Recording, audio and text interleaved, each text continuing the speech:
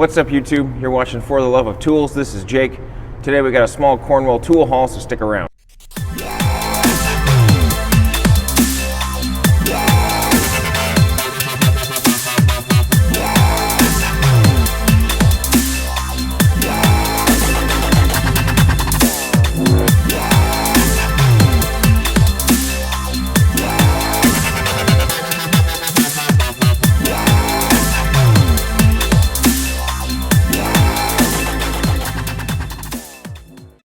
How's it going, guys? Thanks for watching the channel For the Love of Tools. If you could, give me a subscribe, give me a like, give me a share, give me a comment, give me a thumbs up, thumbs down. Let me know if you liked or disliked the video.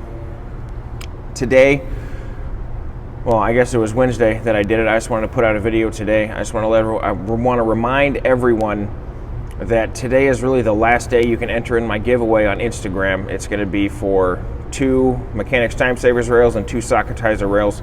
So be sure to check me out, find that post, follow me on Instagram, like the post, and then comment a friend's name, and then you'll be entered to win. I am going to do the drawing tomorrow at or around noon. I am working tomorrow, so it's dependent on what my work is going to be able to do, depending if I'm busy or not.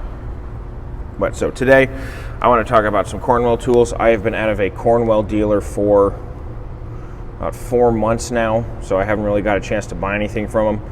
So he came by on Wednesday and I bought some stuff from him just so I would make sure that he would come here. So first things first, if you see my creeper actually back right there, I ran over the poor bastard. So it's dead to the world. Basically, I'm gonna rebend the frame back into shape, and I'm gonna cut it in half, and I'm gonna use it as like a creeper underneath the truck for tools and parts. So I don't know about you guys, if you're ever working on a creeper and you put a tool on the ground, it always ends up going right underneath where you have to go. So I'm going to turn that into a little half creeper that I can put tools and stuff on, so I always know where they are, including bolts. So that's my plan for that. I like to repurpose things that I break and things like that. But anyways, so the first up, this is a Cornwell. It has a 1/4 inch drive on this side and it has a hex on this side. The part number is Echo Charlie 4 Sierra 12 Lima. So it is 1/4 inch on both sides. It is a locking flex head, so you push the button right here, and then it flexes and you let go and it stops. I like that feature. Now, what I don't like is my mind played a trick on me. So if you look at this thing, you're like, wow, that's super tiny. They actually be able to fit into a lot of tight places. I thought so too, but the thing that's really only tiny about it is the outside. This width here is bigger than most ratchets. So like most of us can agree that snap-on ratchets are like the thickest ratchet, I believe. I haven't found many others that are thicker than snap-on. But so we're gonna pull out our good trusty micrometer here just for a quick little demonstration. So we're zeroed out. Let's take this. We're gonna put it here on the ratchet, and so that is 4.52 backwards for me.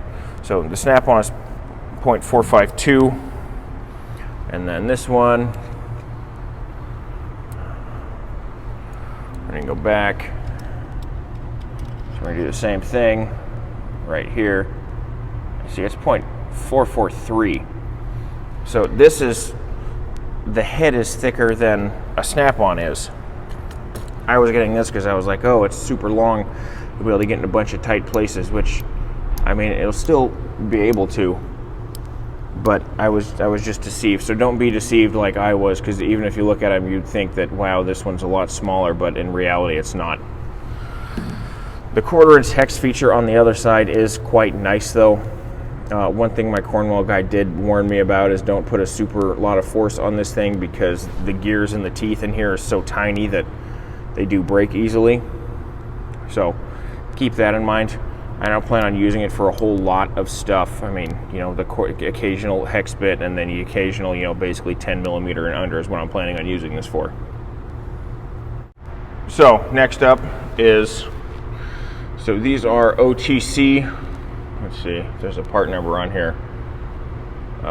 5950 Alpha. So these are made in Taiwan, but that really doesn't bug me. I have Nikos that are made in Taiwan that are almost identical to this. The big difference is this whole 90-degree thing. When you have to do a wire harness and you use butt connectors like I do, I know some people absolutely hate butt connectors, but other times it's really hard to solder a wire when there's not any room to solder the wire without taking out the whole thing, and sometimes speed is more important than making it look pretty. You know what I mean? So these are strippers, they are cutters, and they are crimpers. I like this style of crimpers better than I like any other style. I use the one at the bottom that's for the insulated. I don't really use the one up here with the point. But these will come in handy. I've been looking to buy them off of Amazon for a while, but usually when I click add to cart or buy, it says, oh, it's going to be here in like 3 to 6 months, and I was like, I'm good. I don't want to wait 3 to 6 months for something. So that's that. So another thing I want to talk about is, I know a lot of you saw my video on the new M12 right angle impact, the 3/8 version. I did have a couple of subscribers say they wanted to see it compared to a couple other stubby impacts I have. So this is the Milwaukee. This is the Blue Power. As you can see, I've used this one quite a bit. I guess I'll do this way because I know this one's smaller. So if we line up the backs, you can just see the slight difference. The Cornwell is coming in right around a 1/2 inch to 1 inch bigger. Not a whole lot. See if I can get that camera angle right. It's not a whole lot bigger. So the 3/8 version of this is exactly the same length. So the part number on this Cornwell is a Charlie Alpha Tango 5150. This one is a 2564-20. And then I just kind of want to show you this compared to Matco's stubby 1/2 inch. This is not a right angle. This is just their stubby version. This is putting out 650 foot-pounds of torque. This one's putting out right around 450. And then this electric one from Milwaukee is putting out 220. I haven't got a chance to use this yet because in the last 2 days I have had nothing break. I've been staring at an empty shop, and frankly I should be happy, but I'm a little bit depressed because I want to be able to use these tools, and there's been nothing in the shop. I've done such a good job that nothing's been breaking, but now fucking everything's gonna break. I already see it happening. I see my tomorrow being a miserable day. But so this is compared, backwards again. This is compared to the Matco. So you can see it's quite a bit longer, but I mean this Matco is still really stubby. And these two are air, obviously. I mean, they're putting out a lot of torque. I mean, they make these air ones that are just as stubby as this one is. I just a lot of the times don't like to be hindered by a hose.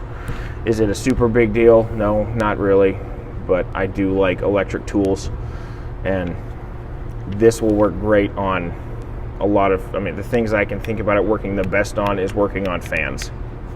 Fan hubs, things like that, because we don't pull the radiators, we just slide them forward like most everyone else does, and sometimes you can't get even my M12 stubby in there, so this will hopefully bridge that gap and make it easier to get into it. So that's it for today's video, guys. Thanks for watching. Remember to like, subscribe, share, comment, give me a thumbs up, thumbs down if you liked or disliked the video.